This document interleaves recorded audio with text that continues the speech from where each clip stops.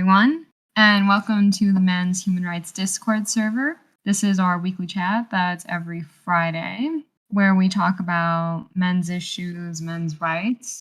So today's topic, we are going to be talking about specifically Australia, and we're going to be looking at domestic violence towards men in Australia, and we'll be going over the Family Violence Bench Book, which states incidents of abuse towards men as tips on how to establish whether a man is a victim and where to refer them to. We also have some articles which we pulled out. Some of them are about the domestic violence hotline and how its spike in demand has gone up due to domestic violence towards men being so high in Australia, as well as an article by the BBC about male domestic violence abuse victims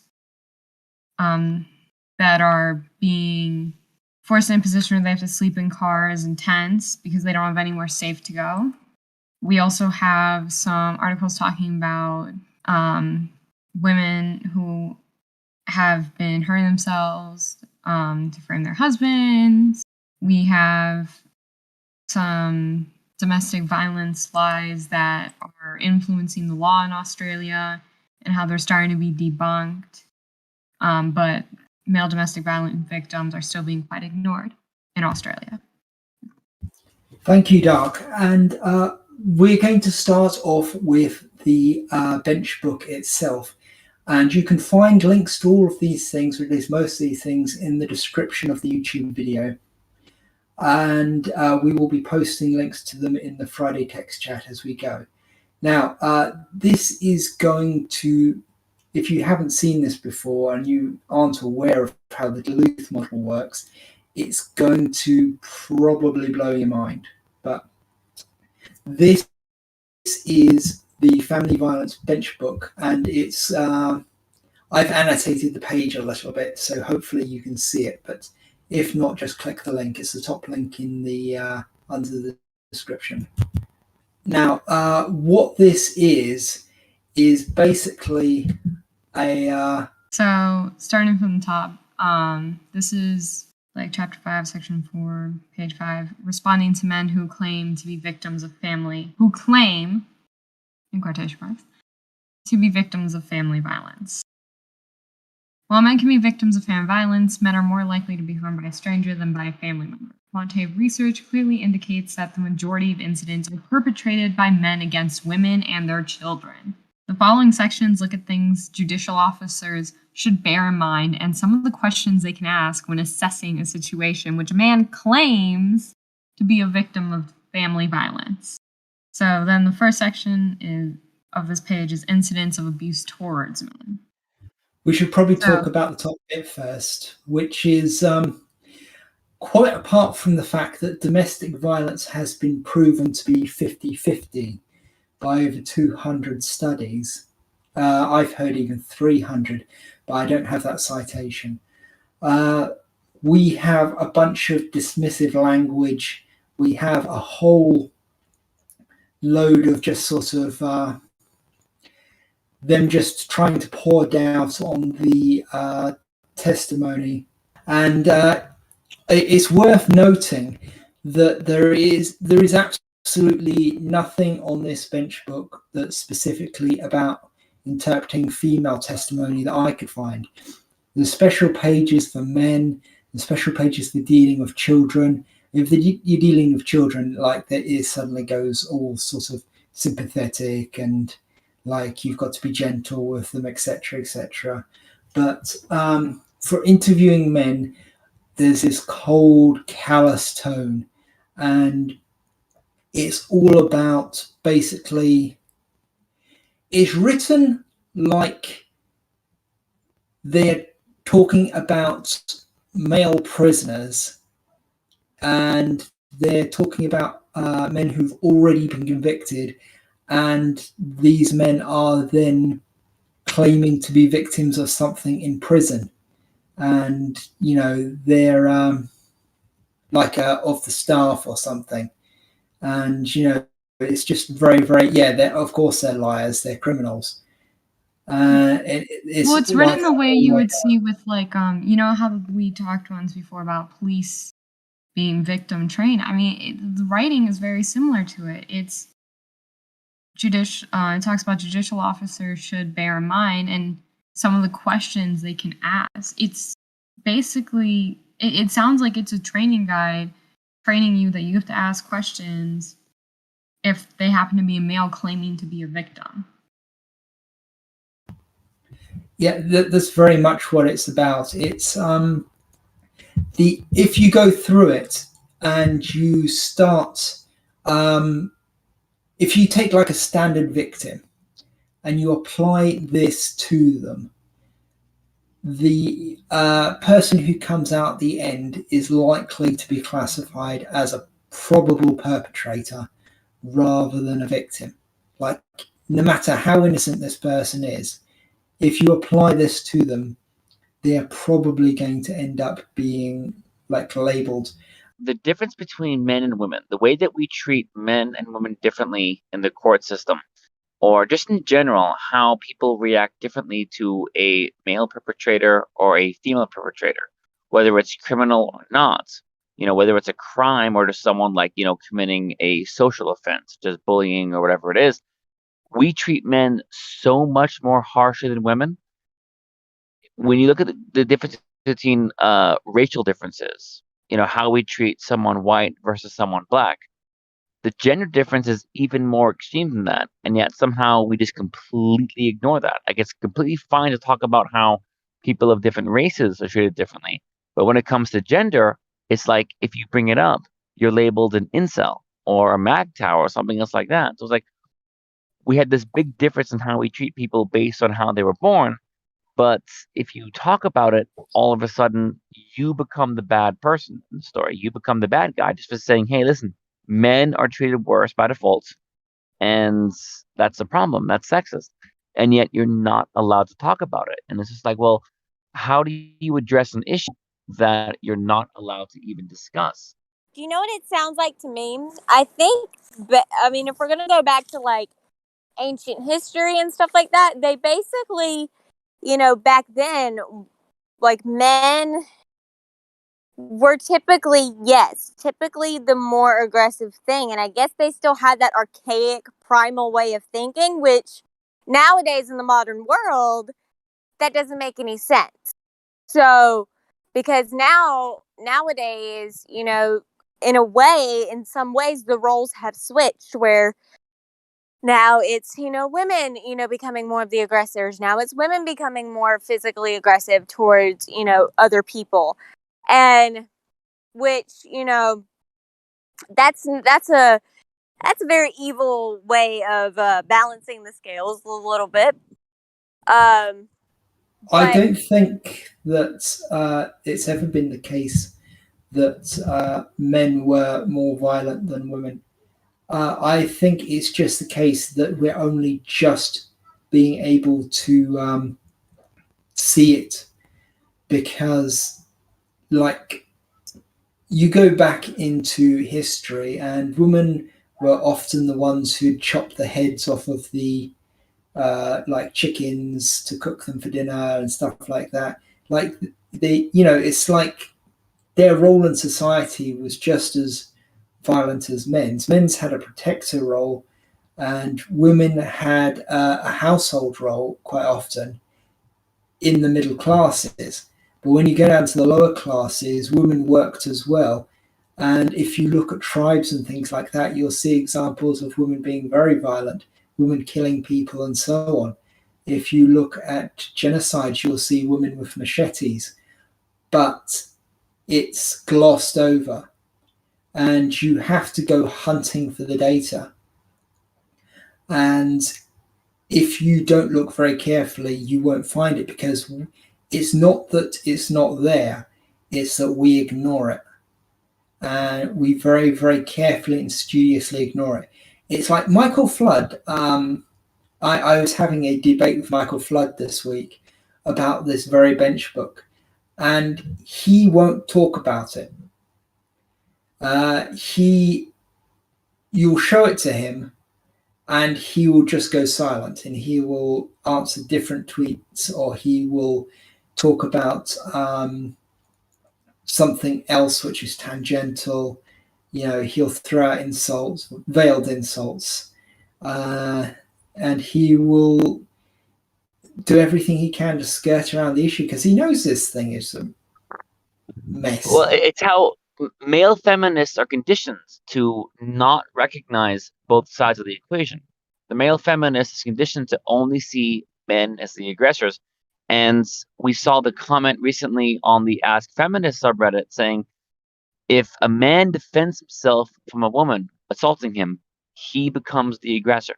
And this is the psychology of feminism, where the man is always at fault. Even if he's defending himself, it is his fault for defending himself. It is pure bigotry and it is pure sexism. It is saying this gender is better than the other gender. And no matter what this one gender does, the other gender is always wrong.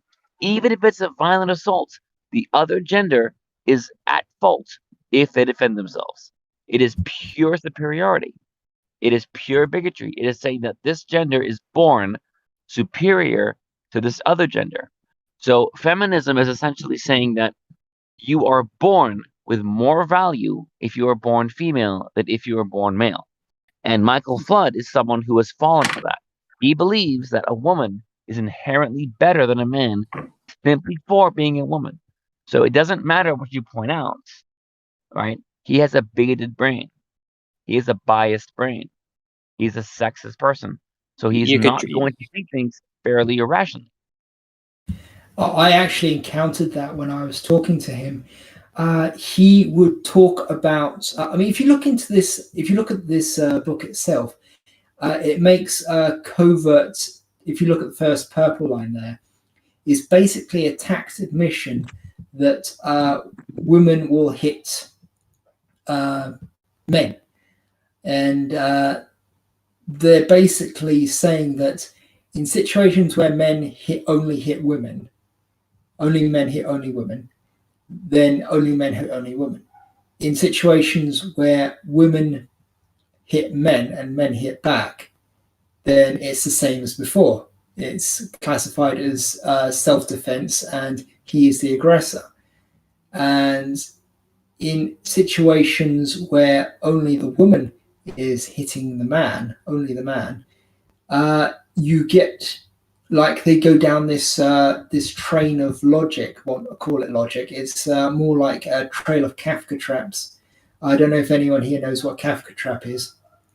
Basically, the idea is that no matter what you do or say, it's proof of guilt.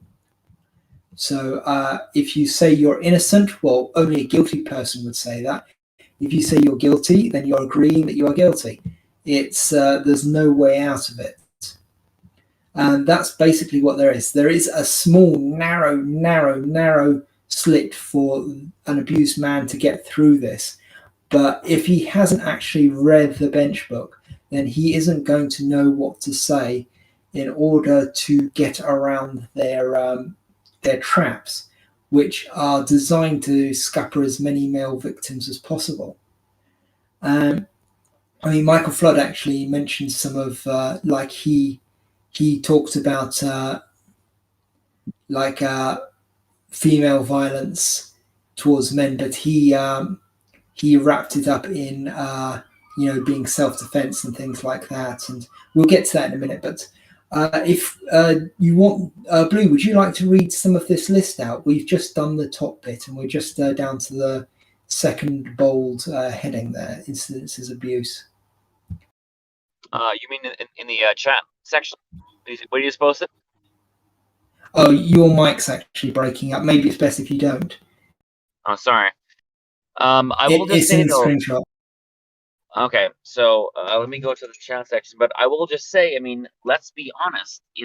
We're trying to be civil and we're trying to, be the middle ground. But the fact of the matter is, mainstream feminism supports domestic violence against men.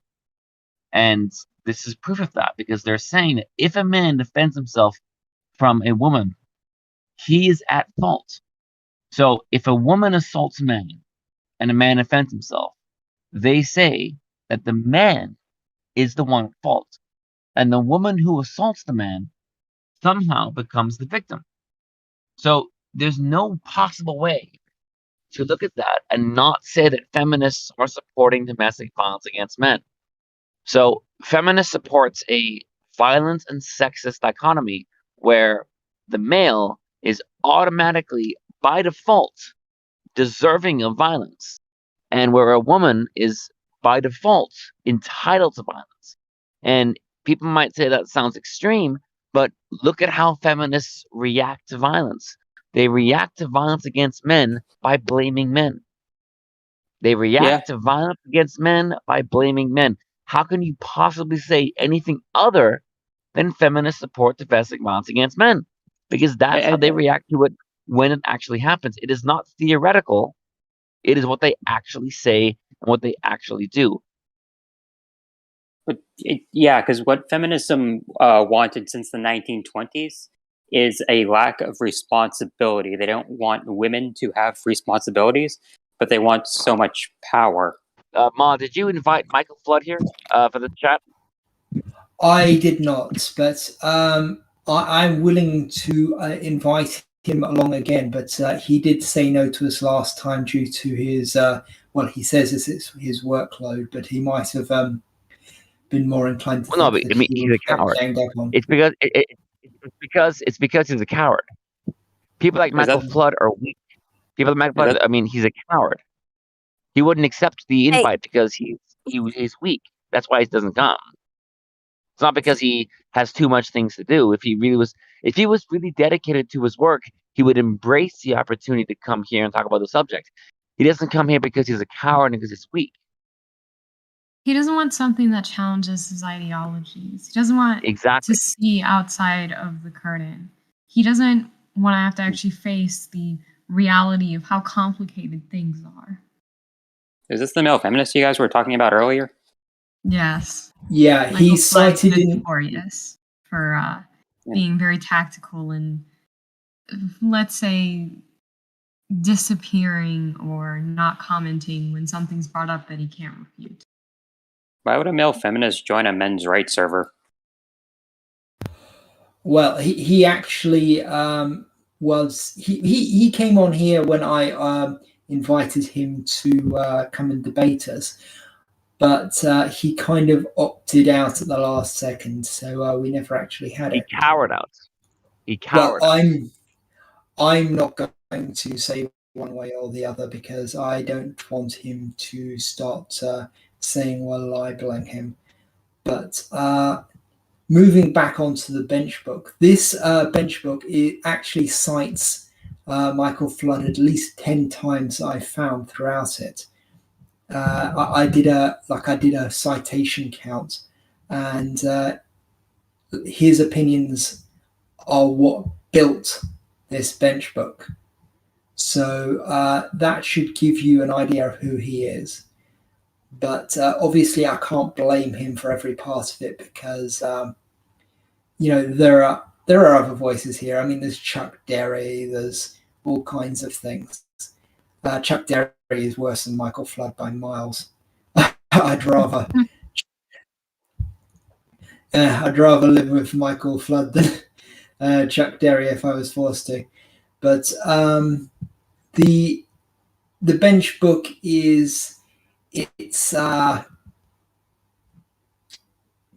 it's very much constructed to eliminate male victims and focus entirely on female victims.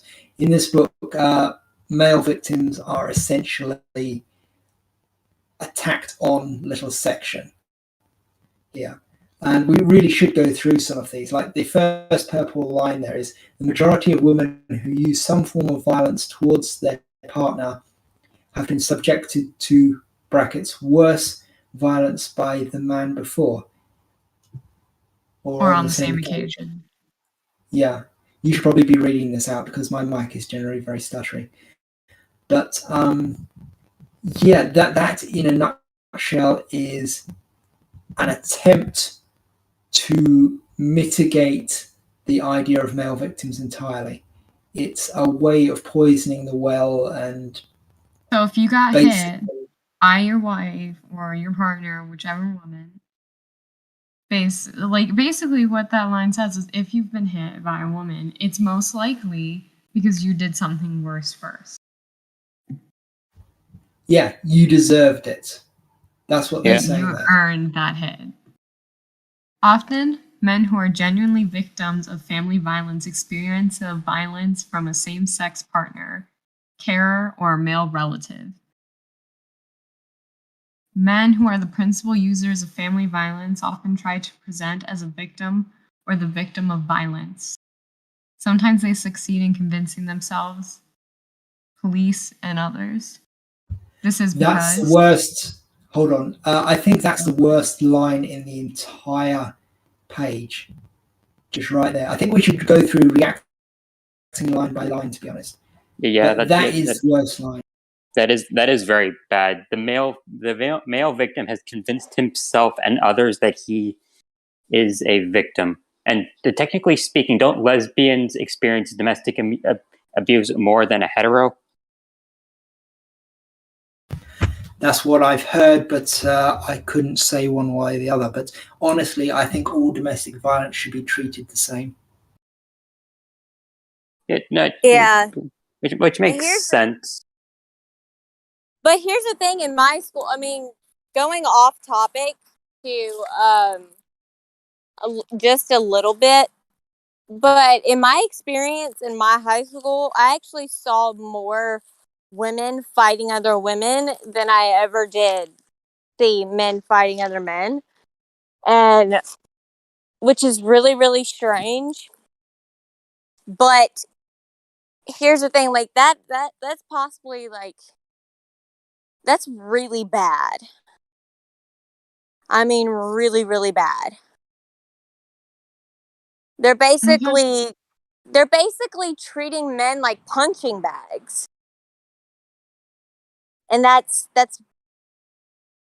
awful. Society, let's do better.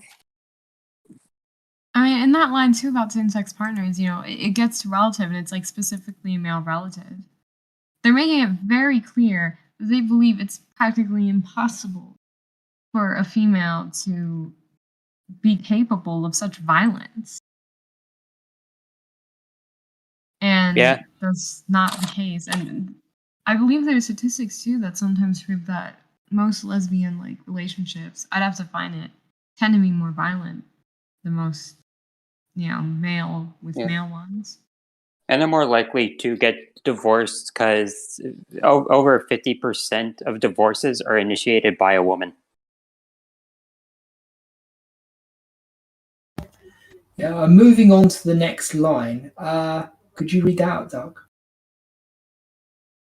Do you want me to read that purple line or just the... No, just, you can reread the purple line and blue line if you want, but I think we should probably do that section of all the bullet points and then react to it.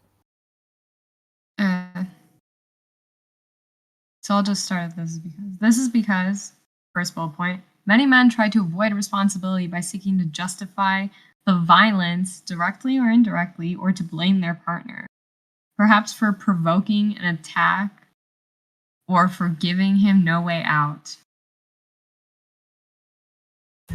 Yeah, it's worth noting there that's one of the biggest, most common tactics that we hear about on this server from abused men is she backed him into a corner and wouldn't let him out and threatened him, and she said, come on then, push me, hurt me. Are you gonna hit me like you're a big man? Like insulting his masculinity, stuff like that. And the man can't do anything, because the only advice that is ever given to male victims of domestic violence is walk away or run away. That's not always possible.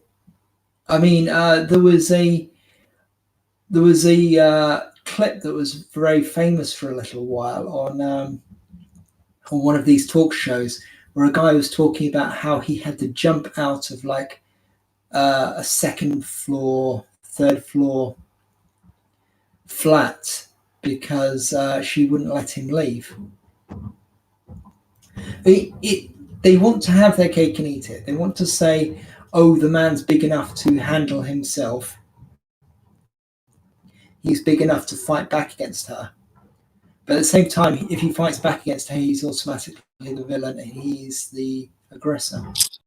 It also takes away the existence of emotional and manipulation abuse. Oh, psychological abuse, that's what I was looking for. I mean, it is purely psychopathic language. I mean, they're telling someone that if someone physically is harming you, if you defend yourself, you are in the wrong. I mean, it's purely evil. I mean, it's telling someone that they are born a lower level of person and they have to accept violence and physical pain. It's really scary. And if you look at medieval torture methods, it's the same kind of language. We are inherently right because we are born inherently better. So therefore, if we hurt someone else, if we physically assault someone else, if we physically harm someone else, it's okay because we are born with the right to do so. And if they defend themselves, it's wrong because they are born wrong. They are born bad. They are born as the lower half. So therefore, we can physically hurt them and they can't do anything about it. Men are treated as second-class citizens whenever it comes to domestic violence, typically. That is how they are treated because they basically are born male. They automatically get treated often worse than female victims, mainly because of the fact that they are just born male. I don't know why. It's stupid. Why is there not there should be a large-scale public conversation on how this is an act of bigotry and sexism. Like, why is there not a large-scale public movement addressing this? Like, there should be people on the streets talking about this. And instead, we just ignore it. No, because feminism is really good at manipulation. A better example, I think, is actually racism in the Deep South. Lynchings were mostly against men. So, this plays into this, but racism in the Deep South, they classified men as subhuman. They classified them as inherently evil, inherently likely to be abusive and violent, and to attack women.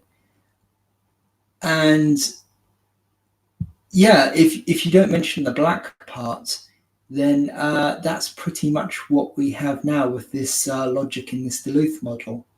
Feminists say men are doing. They say that men are invading female spaces, and they say that men are invading the female body.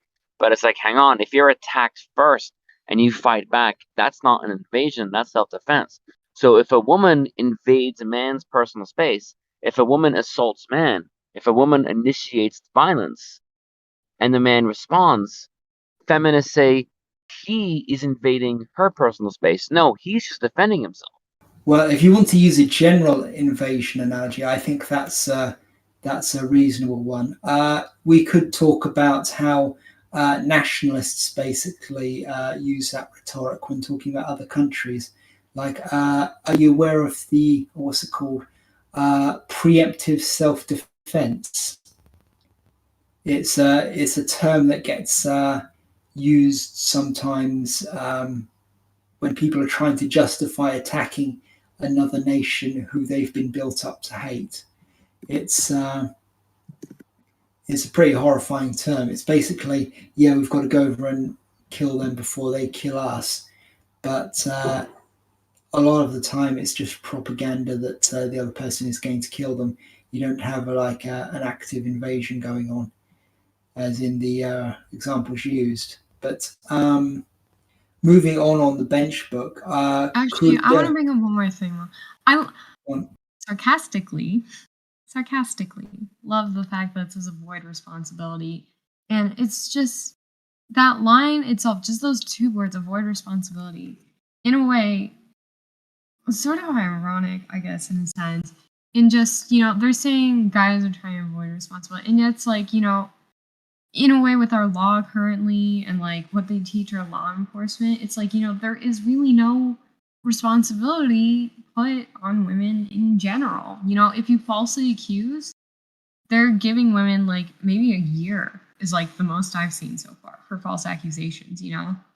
If people are getting busted at a party, they're going to arrest the guys usually or something.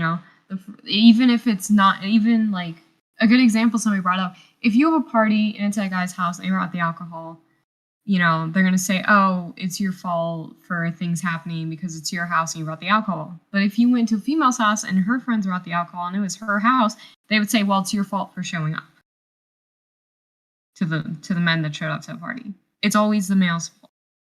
Men are, Ma, when you brought up the Deep South, I was like, oh, Lord, here we go. Sorry, I've been editing the Wikipedia article on lynching.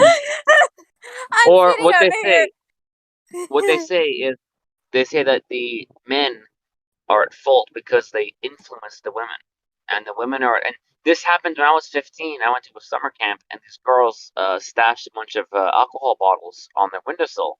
And when they were caught, they said, "Oh, the boys made us do it," and they just believed them. They said, "Oh well, the only reason why the women did this bad thing is because the men made them do it." So women are never at fault because it's always the man made them do it, or they only did this because of societal pressure, or because of the patriarchy makes women want to make themselves accessible to men and make themselves attractive to men, and so therefore they have alcohol and throw a party. But the only reason why they're doing that is because of the pressure of attracting men, which is men's fault. So no matter what a woman does, it always gets blamed on a man in some way or some form. And you see this all the time. In the UK, women can literally murder a man, and they will say, "Well, it's the man's fault for deserving to be murdered." Yeah. That was the plot of a Sherlock episode. That's the plot of The Abominable Bride. Sherlock is basically looking at articles about a series of murders back in Victorian times and hypothesizing how he'd solve it. And his conclusion is women murdered men, therefore the men were abusing them. That's his entire conclusion. Oh, Lord. Yeah. I would also like to. Can I bring up I mean, since you guys know that I'm a devout Christian, can I bring up a biblical point whenever it comes to domestic violence? Sure. If you want. Okay, well, there's a verse in the Bible, and it basically talks about women not being a contentious or ill-spirited individual. So biblically, that there's some accountability there for women to basically treat their husbands with love and respect, because that is just how it is. It's don't be contentious, which means don't be mean, don't dishonor your husband, have some respect for him. And there's also a verse that says, men, love your husbands as Christ loved the church, which means you have to treat your wife with respect as well. So there is obviously equal accountability for both the male and female gender whenever it talks about honoring, respecting, and keeping your marriage healthy. So, just thought I'd bring that up. Yeah, it's annoying that we've lost one side of that, and we've focused on we've got to hold the men accountable. We've got to do it constantly. It's this barrage in the media. You're just constantly hammering on, the men are doing bad. We've got to fix the men are evil. But at the same time, weirdly, they're also trying to turn women into men, which is, I think, very, very strange and interesting. They want men to be women and women to be men, and they want women to be unaccountable and men to be held totally to account for everything. And that's the point where the ideology just implodes, I think. Feminism completely lost the equal rights the moment they stopped taking responsibility for everything. I think that was back in the 1800s. But Yeah. the 1800s were fine, because my understanding is that women went to university in the 1800s, and then the feminist movement didn't kick off until the 1920s. Oh, sorry. What I was referring to was the late 1800s, where the suffragettes started bombing people, and then they basically told everyone that the suffragettes were being arrested for no reason and stuff like that. And the school curriculum now will basically gloss over what they did back then. They'll say, "Oh, they broke some windows and stuff like that." They won't mention that they broke the windows with dynamite, but they'll say the suffragettes broke windows. It's isn't that interesting how there is all for like how in the Bible there is both sides are being forced to be held accountable for their actions. Isn't that cool? Isn't that interesting how both sides are basically getting treated fair and equal? I call it biblical egalitarianism whenever it comes to domestic violence. So, I like it. I mean, I think that nowadays we're going to have to. I mean, I've been saying for a while we've got to sit down and hash out some sort of new social contract between men and women, so that we do have some level of fairness. Because at the moment it has become so lopsided, and we've forgotten that the gynocentrism is a thing, or if we even ever formulated that in the first place. But I don't know. But we need to factor in the fact that we have studies on the website, on the Men Are Human website, demonstrating that if you show a group of people some crimes, some stories about some crimes, they will judge the men in them much more harshly than the women, even if the genders have been just flipped in the story. Like, you take the same story, flip the genders, and people have a completely different reaction to the criminal in them. It's kind of shocking, but at the same time, that psychology makes sense. But you also have, but from that you also have to look at, is there a way to put character development into people to have that conversation? Well, if we can get through the blockade of crazies and psychos who are trying to stop us having this conversation at all, and who will label anyone who does try a fascist, I mean, it would be if we didn't have these people, we would have already solved at least most of men's issues, I think, because it would just be irrepressible, and the horror of it would be well known. But that's most feminists. Though most feminists either look at what the original ideology was, which is equality, and don't know any better, or they just are crazy. That's what I see feminists fall into. They either take the ideology what it was, or they're crazy. Speaking of crazy, I think it's time to read some more of this screenshot. Dark, if you could read the. I thought you were talking about me for a second. Never mind. No, it's not you. Dark, or anyone else who wants to read out the second bullet point? Many men try to make their account of the situation seem more believable or credible by portraying their partner as being hysterical, irrational, and a danger to themselves, or even mentally ill, while they present as calm, charming, eloquent, and in control. Yeah, this might be a good time to bring up a particular video that we were going to.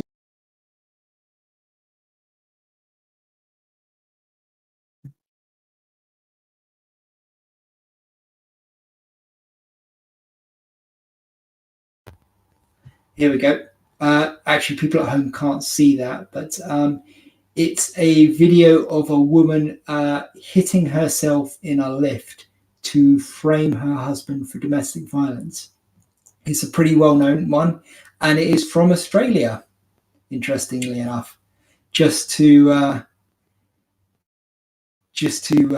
drive home again this point about the Australian domestic violence system. This is what a woman has to do to get herself convicted of domestic violence in Australia. She has to go into a lift on camera and start punching herself in the face, and then sort of flip into victim mode and run out screaming and saying, "Help! Help! I've been that's what you have to do to get yourself, do it on camera, and then have somebody actually check. I should mention, because the checking part is important.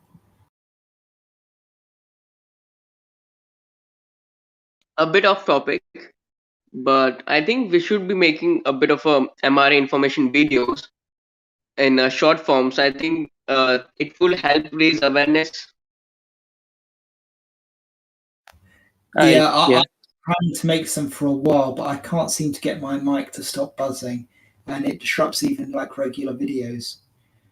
But please do make videos about it yourself if you want to, or get involved with us, and we'll try and help.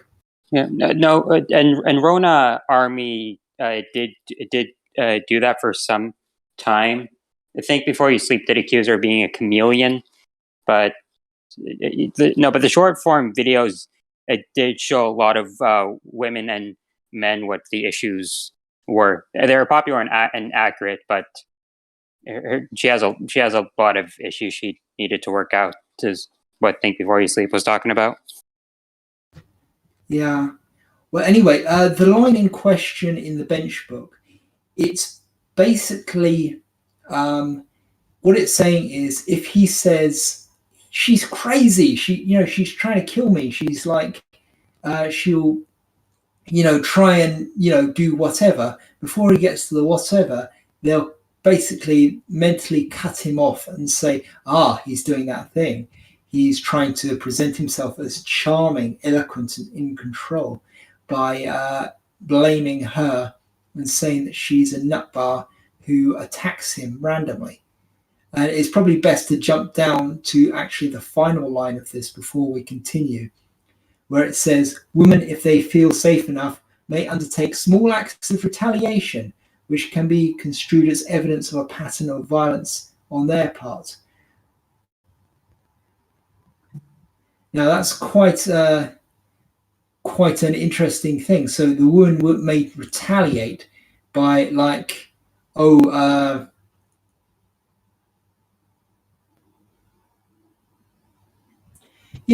just like attacking the partner. So if we go up one line, it says self-defense actions can be presented as tit-for-tat fighting, perhaps saying that she gives as good as she gets.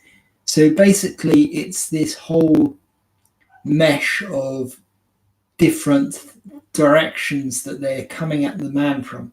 So if she's violent, it was self-defense, or if she's like attack him out of the blue, which is like I've heard about women jumping on a man's back while he's shaving or something and punching him in the side of the head, because she's crazy and she wants to hurt him, and she wants to test his boundaries, because often like abusers like that are like small children. They'll like test your boundaries to see what they can get away with. Basically,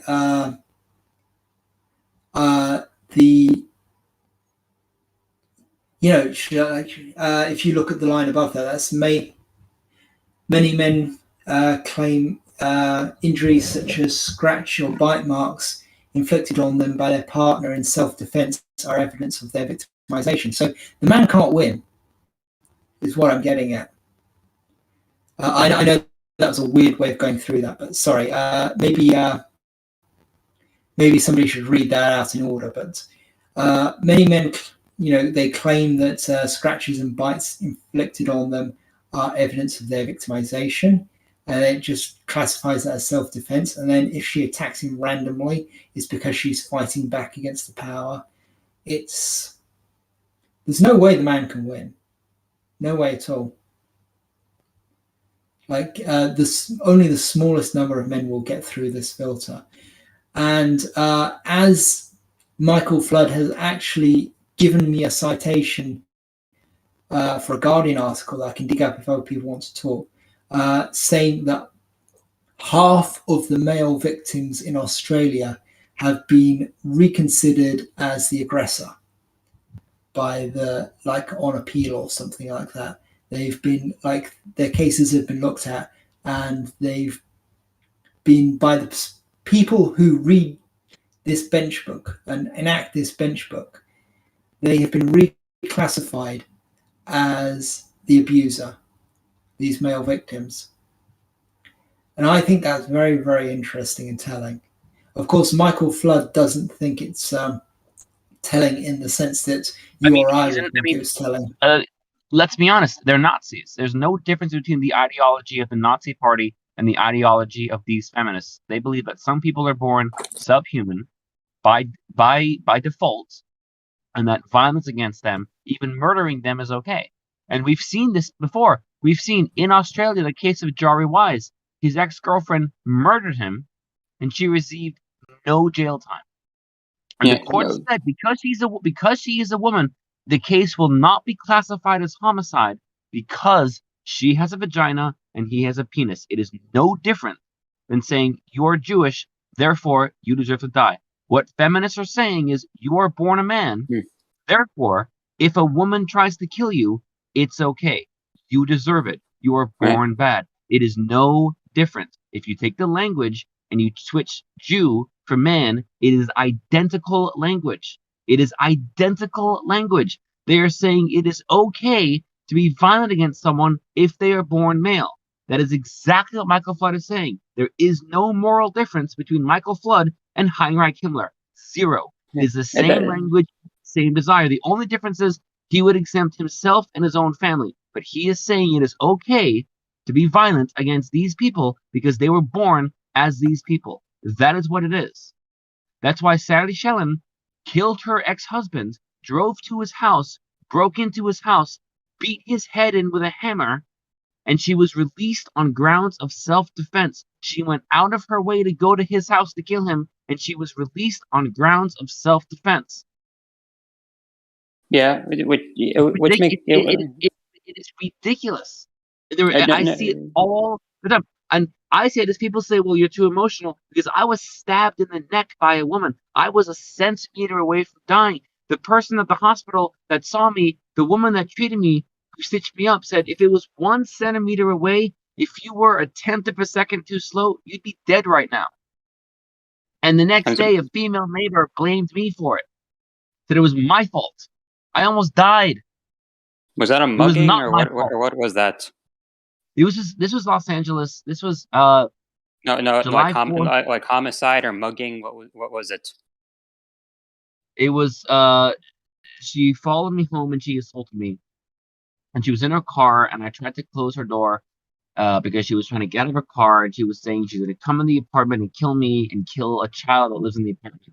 And so I pushed her, and I pushed the car door closed. And then she whipped out, I guess, a shank or whatever, and struck me on the arm and neck. And that's what happened. And the next day, I was literally still wearing the wristband from the hospital. And a woman said that, oh, I like punching girls in the face. And then she tried to get some of the guys on the block to beat me up. And none of them did it because they all know what happens. But the fact of the matter is, I was a centimeter away from death because some crazy woman tried to stab me. It didn't try. She did. She did essentially take a knife to my neck. And so when I hear feminists say this, I get so angry because to me, I see them as murderers. That's what it was. It was attempted murder. It wasn't like attempted murder. It was attempted murder. I see what you're saying, and the Nazi comparison makes sense. It's just now I'm just wondering why there's a male feminist at all. Because is it just simping purposes? I think people are conditioned to accept what they're told. People are told, hey, you were stabbed in the neck, and you're supposed to like it. You're supposed to think it's okay. You're supposed to think because you're a man, it's your fault. If your girlfriend punches you, or your girlfriend abuses you, you're supposed to think it's your fault because you were born a male, therefore you were born wrong. And it's ridiculous. And we see it now. Someone criticizes AOC. If she says something completely crazy or stupid, which she does on a daily basis, all of a sudden I'm misogynistic for calling it out. No, you're a member of Congress. I'm allowed to criticize you. I'm allowed to call you out. If you say something insane, like a $10 trillion Green Deal that has absolutely no economic backing whatsoever, that is not built in any kind of valid economic system, that is not explained how you pay for it, I'm allowed to say, this is completely insane. And if a man did the same thing, liberals would say, oh, that's just male entitlement, thinking he can do this whole big thing without any kind of backing, or this is just typical male ego, thinking he can change the entire system. But if I criticize a female member of Congress for having a crazy idea, all of a sudden they say, oh, that's misogyny. No, it's not. That's me saying, look, I can see your idea as a human being. I'm reading it. I'm going over the numbers, and it doesn't work. It's not a good idea. It's not founded in reality. Just because you're a woman does not mean I have to pretend somehow it's a good idea, because it's not. It's not a good idea. I know you're a woman, but I'm not going to say this is not a stupid idea because it is a stupid idea. Male feminists makes also sense. exist just because of society. Yeah. People are taught from a young age and basically brainwashed from a young age and going onward. You know, we have this whole generation that's just of males who've just been raised that they're supposed to accept punishment. They're supposed to accept they're always the problem, that they're the fault of everything, that everything they do is wrong. And they've accepted it, and so they think they have to do everything to support women, even if it's shooting themselves. I mean, honestly, Michael Flood might want to take a self-reflection looking at this, because these words shoot himself in the foot if he ever ends up in this situation. Yeah, a male feminist it desires their own murder for some reason. I'm presuming it's for simping purposes, but it could be due to brainwashing. I honestly think that a lot of them are suffering from the basically gynocentrism, in that they value female lives over male lives. They value female lives over male lives to the point where they're willing to sacrifice vast numbers of men for women, which is a very common thing, to be honest. But they have it more than other people, I think. Okay, now I'm just wondering how to balance love, false allegation. Is there any MRA politician? There are a couple. Oh. They're spread across the world. There's actually Dominic Raab, and Dominic Raab is the Deputy Prime Minister of the UK, and there's Philip Davies, who's an MP of the UK. Whitcomb as well is actually. So there's two UK MPs. Whitcomb as well is Raab actually. is not an Raab is not an MP. He is the Deputy Prime Minister. He's the second most popular person in the UK. He's the number 2. So is men's rights doing okay in the UK if their prime minister is men's rights? It's doing terrible. I mean, they're not doing enough. Oh. Anne Whitcomb, I think, is actually friendly to men's issues quite a bit. She said some very pro-male things, but the whole system itself is extremely anti-male. Although they do have, it's hypocritical as well. If you look at and this is what killed me reading this line about being called hysterical, irrational, and dangerous. Is it's so hypocritical because they call people that all the time. They call men that sometimes as well. If you talk about male issues, I remember people used to call me that they used to call me fucking insane. Oh, whoops. They used to call me just insane for talking about male issues and just trying to bring it up, And people use that. A lot of feminists use that as like a weapon, calling you crazy or hypocritical, not hypocritical, but crazy or insane or irrational, as a way to just decline your credibility as a person all the time. And now they're saying if you say it, it's. This is why they call everyone Nazis when they're fighting back. Like this is something that's happens almost constantly.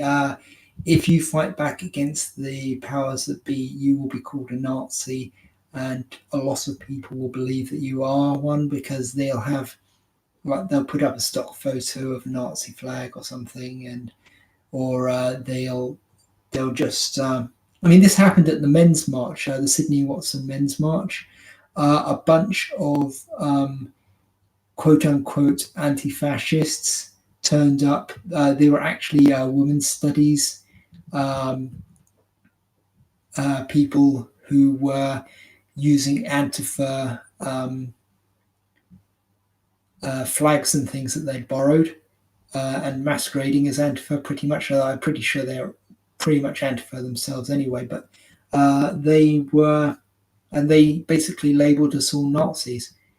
And you see this, and why wouldn't they? Because the media labels us Nazis, and you have all these feminist scholars labeling us Nazis. But if you actually read what the feminist scholars are saying, they will say that the link exists because both Nazis and advocates for male issues use memes.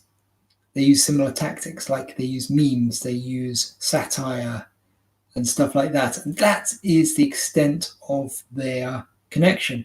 But they will write in the abstract and on the main parts of the page that people actually read, because nobody reads the actual essay itself. They'll write that it establishes that there's a link between us and these like alt-right, far-right sort of people. So, yeah. No, you can't say a word against, honestly, like any women nowadays at all. Sort of in Nerdland, Kathleen Kennedy was getting criticized for the quality of like Star Wars movies, and people were trying to give her advice. And then she fired Gina Carano, and people were giving criticism about that. And every person who criticized her, and they weren't using swear words or anything, and she called them all white supremacists and Nazis and anything you can imagine. And it's considered completely okay for her to do that. Frost did something similar with video games. It seems to be almost every film now starring a woman. If it's bad, then the director will immediately lay into the fans for not liking the trailer, and they will immediately attack them as like a bunch of like evil people for not liking it, and you just hate it because it stars a woman and stuff like that, which glosses over the fact that we've had films starring women since back in the 80s and 70s and 60s and the 1800s. Like the late 1800s, like when film just started, some of the first films had women in them. Like at the beginning of the 20th century, when they had the like big budget Hollywood blockbusters were starting to get rolling as silent films, they had women in powerful roles in these films. If you watch the first few Buster Keaton films, I think 3 Buster Keaton films, I've only seen the first 3, all start with a woman beating up a man, either in the like foreground or background, and then they continue with like powerful women knocking the men about and stuff like that, and holding them up with pistols and chasing them about, and it's they look like 90s girl power sort of stuff. It's quite incredible. But moving on, we've still got more of that bench book to go, because here's screenshot number 2. And it's not a big one because there's only a couple of really objectionable lines in here, aside from the fact that this entire thing is, there's no equivalent on the website, of course, for women. They don't go through any of this with women. They just automatically believe them, as far as I can see. So, Dark, if you could start reading this out. Okay. Establishing whether a man is a victim. There are a number of questions a judicial officer can consider asking when a man presents as an affected family member, even in a police application, including, have you ever been violent towards your partner? Were you at fault in any way in causing her violence?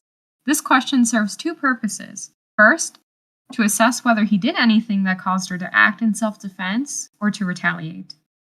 Second, people who are genuinely the victims often excuse the perpetrator to some degree and blame themselves for the violence. So there you have it. That is something that you would never, never, never, never say to a woman. Like, just picture it. Police officer in the room, they've got the tape running. Did you do anything to make him hit you? Like, just picture a police officer saying that to a woman who's like sitting across from him, being like, she's just come in and said that she's being abused by her husband, and like now this police officer's asking, what did she do to make him hit her? And did the man say anything to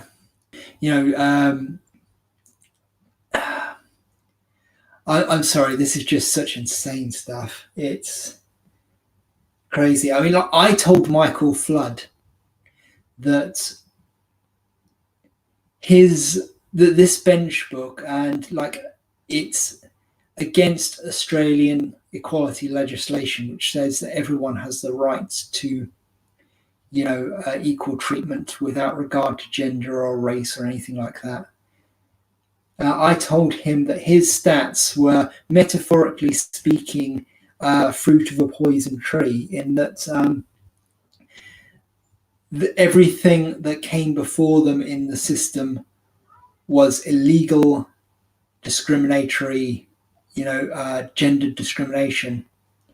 And so he's taking all of the stats from a gendered system, which is extremely biased against men, and then using it to prove that men are the majority of all domestic violence abusers of women, and that even if you can find a male victim, like half of the time, literally 50% of the time, that man will then be later, quote unquote, found to be the actual abuser.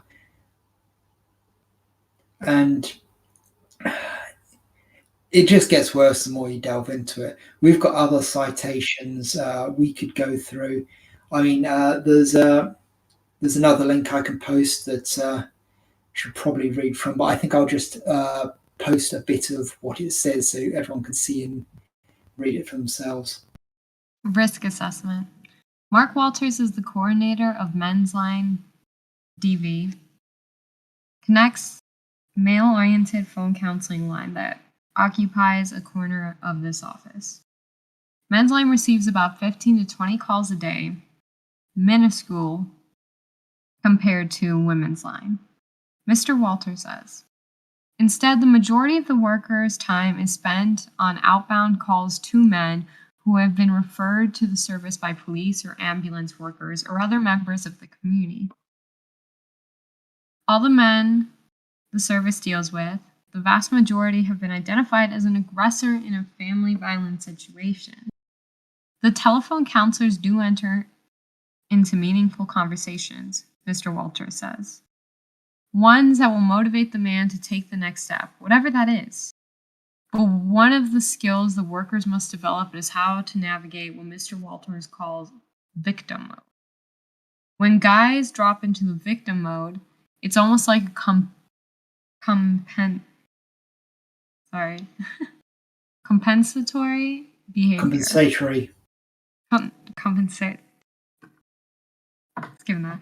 Behave badly, make someone else feel awful because you are feeling like a victim, he says.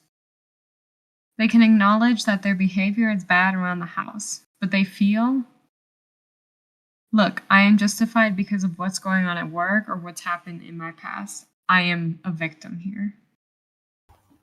It gets worse from here, by the way. Oh, that's fun. Fantastic. Mr. Walters says countering that victim stance involves teasing out the fact that ultimately everyone is responsible for their actions, regardless of their circumstance. At Women's Line, the risk assessment that takes place is overt. How much danger are you in right now? At Men's Line, that assessment is undertaken a different way. So you still home with the family, right? How does that look? How many kids? What ages are they? Do you drink regularly, mate? Every night? It's all built into the conversation, but at the time I am thinking, how risky is this guy? Mr. Walter says. What do we need to feed back here? I don't want to post the entire article, but it's worth reading. Basically, it starts off pretty much being all about female victims. And then in the middle, it flips towards male victims and the tone changes completely. It goes from compassion and, oh, she's such a victim and the man is so evil. Yeah. Basically, the entire article just sort of flips on a penny in the middle, and it's amazing how cold and clinical they make it sound, like the little men flying corner. How cold and clinical they make that sound. It's to the point where I don't think we're going to be referring anyone else to Men's Line Australia purely because of this article. I can't. That's another article that I think is a good idea to share on here. Yeah. I just wanted to put the first couple lines because it goes straight into it. I mean, it starts out with charities dealing with men who suffer domestic abuse have seen pleas for help jump up to 60% during the lockdown. So during the quarantine. So they aren't safe at home at all. This is in the wake of all those articles saying that, women are going to be battered throughout the whole lockdown and stuff like that. They just ignore one side of the equation, and it is insulting and frustrating. And when they do pay attention to it, it's to manipulate it and twist it into something else. And then they just end up